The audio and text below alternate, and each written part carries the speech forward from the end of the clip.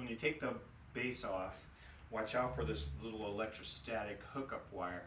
There's a carbon brush on the outside that helps to work on the ionization of the particles in the air by becoming a receptor.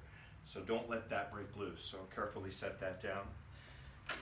The battery, it goes inside here in these clips. And you want to make sure that when you're inserting the battery,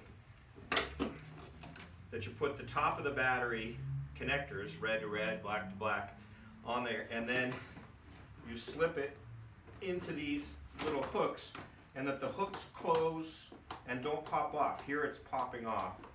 So you need to adjust it often when you do that. It's easier if you bring this straight up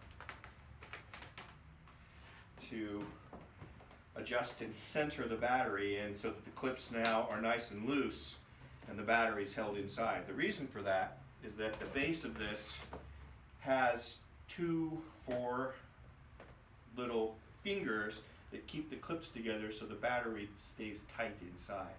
It's often easier to use gravity to help you keep those clips in place by having the battery seat itself. That went on nice and easy. If you're having trouble and this is popping up, it's likely that the clips haven't come back in and the battery's not in its exact homing position. So we have our little lead. We're ready to put the screws. Be careful not to over tighten these screws. They're easy to strip. So you're just going to go in until they're snug to hold the base on and let the 7 of them do the work of holding it on.